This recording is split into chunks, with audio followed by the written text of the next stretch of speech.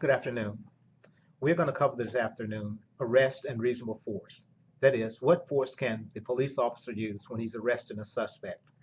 We know, or we should know, that the amount of force that is used to effectuate the arrest is controlled by the reasonableness clause of the Fourth Amendment, which requires that any arrest or the seizure, the force that is used must be reasonable. The question is, when can officers use deadly force? The first case we want to look at in order to make that determination is Tennessee versus Garner. And Tennessee versus Garner, an officer got a call that there was a burglary going on at a home at about 10:45 p.m. The officer arrived at the scene and she went to the back of the house and she saw a suspect who was climbing the fence, Mr. Garner. Garner was 14 years old. When the officer saw the suspect climbing the fence, she did not notice any weapon. She did not notice, and he was not posing any threat to the officer. But because he was about to escape what she believed was a dangerous activity, that is, burglarizing a home, the officer shot Mr. Garner, shot Garner, who was 14 years old again, and shot Garner in the back. The court said, in reference to this, looking at Mendenhall, that there can be no question that apprehension by the use of deadly force is a seizure subject to the reasonableness requirement of the Fourth Amendment. The court required a balancing test, said balancing the extent of the intrusion against the need for it has examined the reasonableness of the manner in which a search and seizure is conducted. To determine the constitutionality of a seizure, we must balance the nature and quality of the intrusion on the individual Fourth Amendment interest, that is, the right against unreasonable seizures, against the importance of the governmental interest alleged to justify the intrusion. Because one of the factors is the extent of the intrusion, it is plain that reasonableness depends not only on when the seizure is made, but how it is carried out. So in order to balance it, we look at the person's right against unreasonable seizure. When we look at deadly force, we look at the person's right not to be killed, the person's right to life. Balance it against the governmental interest that is involved in stopping this person, preventing this person from escaping. The court says the same balancing test process applied in cases cited above demonstrates that notwithstanding probable cause to seize a suspect, an officer may not always do so by killing him. The intrusiveness of a seizure by means of deadly force is unmatched. The suspect's fundamental interest in his own life need not be elaborated upon. The use of deadly force also frustrates the interests of the individual and of society in judicial determination of guilt and punishment. Against these interests are ranged governmental interests in effective law enforcement. Without in any way disparaging the importance of these goals, we are not convinced that the use of deadly force is a sufficiently productive means of accomplishing them to justify the killing of a non-violent suspect. Where the suspect poses no immediate threat to the officer and no threat to others, the harm resulting from failing to apprehend him does not justify the use of deadly force. It is no doubt unfortunate when a suspect who is in sight escapes, but the fact that the police arrived at a scene a little late or a little slower afoot does not always justify the killing of the suspect. A police officer may not seize an unarmed, non-dangerous suspect by shooting him dead. The Tennessee statute is unconstitutional. It is not, however, unconstitutional on its face. Where the officer has probable cause to believe that the suspect poses a threat of danger or physical harm to either the officers or others in society, it is not constitutionally unreasonable to prevent escape by using deadly force. Thus, if the suspect threatens the officer with a weapon, there is probable cause to believe that he has committed a crime involving the infliction of threatened infliction of serious bodily physical harm. Deadly force may be used if necessary to prevent escape, and if, where feasible, some warning has been given. As applied in such circumstances, the Tennessee statute would pass constitutional muster. So basically what Tennessee versus Garner versus Tennessee says, is that you cannot use deadly force in order to apprehend or seize a person in nonviolent manners. That if there's a threat to the police officer or a threat to society, then you may use deadly force in order to prevent the escape of the suspect. Again, where the officer has probable cause to believe, must have probable cause to believe that the suspect poses a threat of serious physical harm either to the officer himself or to others in society. It is not constitutionally unreasonable to prevent escape by using deadly force. That's the basic rule, and this basic rule has prevailed since Garner was decided in 1985. The rule was applied, and really interesting, in the case of Graham versus Conner. Mr. Graham was arrested by Conner, and Conner used extreme physical force in order to arrest Mr. Graham. On one evening, Graham was a diabetic, and he felt an insulin reaction, an onset of an insulin reaction. He asked a friend to carry him to a nearby convenience store so he could purchase some orange juice in order to counteract the reaction. The friend agreed, and when Graham entered the store, he saw a number of people ahead of him in the checkout line. Concerned about the delay, he hurried out of the store and asked his friend to drive him to the friend's house instead. Conner, an officer of the North Carolina Police Department, saw Graham hastily leave the store and enter the car.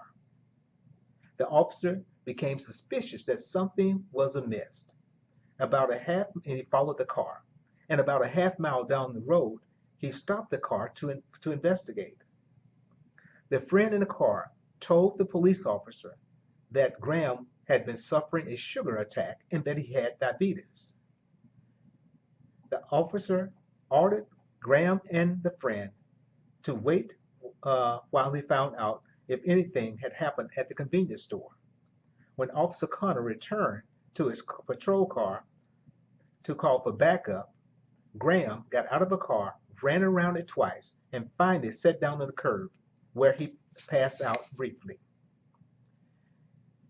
In ensuing confusion, a number of other Charlotte police officers arrived on the scene in response to Officer Conner's request for backup.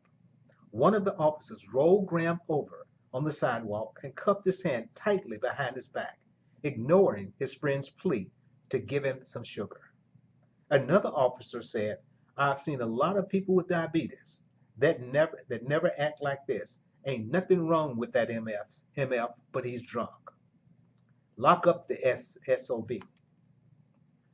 Several officers then lifted Graham up from behind and carried him to his friend's car, and placed him face down on his hood. Regaining conscious, Graham asked the officers to check his wallet for his diabetic decal that he carried. In response, one of the officers told him to shut up and shoved his face down on the hood of the car. 4 officers grabbed Graham and threw him head first into the police car. A friend of Graham's brought some orange juice to the car, but the officers refused to let him have it. Finally, the officers received a report that Graham had done nothing wrong at the convenience store, and the officers drove him home and released him. As a result, Graham filed a 1983 action. And the question in the case is whether unreasonable force was used for the purposes of seizing Graham when the officers believed or thought they had reason to believe that criminal activity had occurred. The case Graham the court says, in addressing an excessive force claim brought under 1983, analysis began by identifying the specific constitutional right allegedly infringed by the challenged application of force. Here, the excessive force claim arises in the context of an arrest and investigatory stop of a free citizen. It is most importantly characterized as one invoking the protection of the Fourth Amendment, which guarantees citizens' right against unreasonable searches and seizures. Determining whether the force used to effect a particular seizure is reasonable under the Fourth Amendment requires a careful balancing of the nature and quality of the intrusion on the individual Fourth Amendment interests against the countervailing governmental interests at stake. Our Fourth Amendment jurisprudence has long recognized that the right to make an arrest or investigatory stop necessary carries with it the right to use some degree of physical force. Because the test of reasonableness under the Fourth Amendment is not capable of precise definition of mechanical application, its proper application requires careful attention to the facts and circumstances of each particular case, including the severity of the crime at issue, whether the suspect poses an immediate threat of safety to the officer or others in society, and whether he is actively resisting or attempting to resist arrest or evade arrest by flight. The reasonableness of a particular use of force may be judged from the perspective of a reasonable officer on the scene rather than with 20/20 hindsight. The court goes on to say, the reasonableness inquiry in an excessive force case is an objective one. The question is whether the officer's actions are objectively reasonable in light of the facts and circumstances confronting them without regard to their underlying intent or motivation. The calculus of reasonableness must embody allowance for the fact that police officers are often forced to make split-second judgments in circumstances that are tense, uncertain, and rapidly evolving about the amount of force that is necessary in a particular situation. Whatever the empirical correlation between malicious and sadistic behavior and objective unreasonableness may be, the fact remains that the malicious and sadistic factors put into issue and subjective motivations of officers, which our prior cases make clear, has no bearing on whether a particular seizure is unreasonable under the Fourth Amendment. Basically, what the case says is that the officer's subjective intent has no bearing on the amount of force that he used in order to effectuate the arrest. That the Fourth Amendment says it has to be unreasonable. In order for there to be a suit that will prevail and whether the officer's force was unreasonable, you use the balancing test that came out of Graham. And that is, you look at the threat that the officer faced. Was there a threat? You look at what is required and what would cause if the suspect were to escape. And it doesn't matter what the officer's subjective intent is. The officer's subjective intent has no bearing on the Fourth Amendment, even in respect to the use of unreasonable force on the suspect. We go on to our last case. Our last case is Scott versus Harris. Scott versus Harris put a twist on the case of Tennessee versus Garner, and the test that is used, or the test that came out of Tennessee versus Garner. In Scott versus Harris, a police officer clocked the respondent, clocked the defendant, traveling 75 miles per hour, or 73 miles per hour, and a 55 mile per hour speed zone. He activated his blue flashing light and began to give chase. The suspect or the defendant would not stop.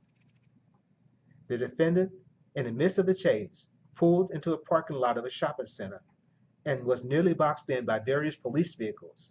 He escaped the trap by a sharp turn, colliding with the police officer's car, exiting the parking lot, and speeding off once again down a 2-lane highway. They had stopped him. He got away. He started speeding off again. 10 minutes later, Scott decided to end the episode by employing a precision intervention technique, a maneuver that would cause the suspect's vehicle to flip over. The suspect vehicle was clipped, and it flipped over, and the suspect over an embankment, and the suspect was badly injured, and he was rendered a quadriplegic as a result of the action of the police officer. In Scott, Justice Scalia wrote the opinion, and Justice Scalia said, using Tennessee versus Garner, the court stated in determining the reasonableness of the manner in which a seizure is effected, we must balance the nature and quality of the intrusion on the individual Fourth Amendment interests against the importance of the governmental interests alleged to justify the intrusion. The court considered the risk of bodily harm that the officer's actions presented to the suspect in light of a threat to the public that the officer was trying to eliminate. So the court considered, in doing this balancing test, they looked at the risk of bodily harm that the officer would cause to the defendant. Here, the risk of bodily harm in causing the car to flip over was death. It was death. That was the risk of the bodily harm that could have been a cause. And light of the threat to the public that the officer was trying to eliminate. Now, this is where the twist comes in. Scalia goes on to say, the relative culpability of each actor is important. That is, we're going to consider the culpability of each actor. We're going to consider how culpable was the defendant, or here we're going to say the plaintiff or the petitioner, how culpable he was in escalating the situation and bringing about the situation that caused the officer to engage in activity that he engaged in. Harris placed himself and the public at danger by initiating a high-speed chase. Harris placed himself in danger, and he placed the public in danger by initiating the high-speed chase. By contrast, those who might have been harmed by Officer Scott had Officer Scott not taken the action he did were entirely innocent. So Harris placed the public at risk. Harris placed the public in danger. And if Officer Scott had allowed it to continue and not engaged in a maneuver, it would have placed the public in greater danger, is what Scalia is saying. It was reasonable for the officer to take the action he did to prevent greater harm to others. The degree of culpability is relevant to the reasonableness of the seizure. That is, whether preventing possible harm to the innocent justifies exposing the suspect to the harm. The degree of culpability is relevant to the reasonableness of the seizure. That is, whether preventing possible harm to the innocent justifies exposing the suspect to the harm. Basically what the court is saying, that he initiated the chase, and thus he is culpable. He is culpable, and his culpability exceeds that of the officer. You have to consider the officer's culpability and the officer's position in what he was doing. The officer's culpability was that he continued to chase. However, the court found that his failure to chase or continue to do something may have caused greater danger to the public. Interesting. I always pose to my students, can an officer use a maneuver to stop a motorcyclist? A motorcyclist who is weaving in and out of traffic, who is going excessively fast. He's going at an excessive speed. Can an officer use a maneuver in order to stop him?